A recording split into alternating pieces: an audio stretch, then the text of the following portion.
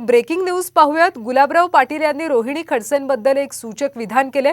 रोहिणी खडसे आज जरी शरद पवारांसोबत राहण्याचा निर्णय त्यांनी घेतला तरी उद्या काय होईल सांगता येत नाही, असं गुलाबराव पाटील यांनी म्हटलंय। त्यांच्या या विधानामुळे अनेक तर्कवितर्क लढवले जात आहेत।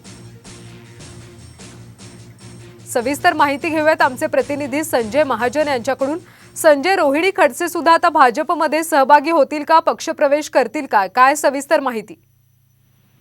रोहिणी खडसे आज जरी शरद पवार गटामध्ये असले तरी पण काही काळाने ते भाजपात येतील असं संकेत या ठिकाणी गुलाबरावांनी सांगितल्याप्रमाणे बोललं जात आहे। त्यामुळे येत्या काळात भाजपात रोहिणी खडसे दाखल होतील असं संकेत या ठिकाणी बोलले जात आहेत। मात्र आज तरी ते शरद पवार गटात सहकारी काम करत आहेत। संजय, त्यांच्याकडून काही अधिकृत अशी माहिती आली आहे का? नाही, अजून तरी त्या पुण्यामध्ये असल्यामुळे त्या आज जळगावात ज्यावेळेस या ठिकाणी येतील त्यावेळेस सोयीस्कर माहिती आपल्याला मिळणार आहे। पण आज तरी ते शरद पवार गटामध्ये त्या ठिकाणी मीटिंगमध्ये सहभागी आहेत। नक्कीच धन्यवाद संजय या सगळ्या माहितीसाठी। तर गुलाबराव पाटलांनी हे एक सूचक विधान केलं होतं।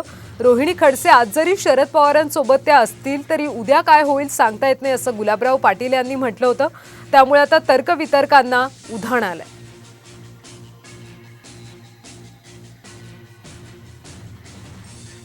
तर रुळले इथे आता गेले अनेक वर्ष झाले मी राष्ट्रवादी काँग्रेस पक्षात काम करते आणि जिथे काम करते 4.5 वर्ष झाले माझ्या मतदारसंघात मी राष्ट्रवादी काँग्रेस पक्ष शरदचंद्रजी पवार साहेबांच्या विचारधाऱ्यावरती एक बांधणी केलेली आहे। आदरणीय शरदचंद्रजी पवार साहेब आणि आदरणीय प्रांत अध्यक्ष जयंतराव पाटील साहेब, सुप्रियाताई सुळे हे आमच्या पक्षाचे प्रत्येक नेतागण माझ्या पाठीशी आहेत। त्याच्यामुळे एकटी पडली असं मी म्हणणारच नाही, या सगळ्यांची साथ आहे। रोहिणीताई मात्र तिकडे राष्ट्रवादीतच राहायचं म्हणतायत। या सगळ्या घटनाकडे कसं बघताय तुम्ही की खडसे भाजपात, रोहिणीताई राष्ट्रवादी? आज म्हणत असल्या तरी उद्या काय होईल काही सांगता येत नाही। शेवटी त्यांच्या कुटुंबातला हा विषय आहे आणि उद्या त्यांचा हाच विचार राहील असं मला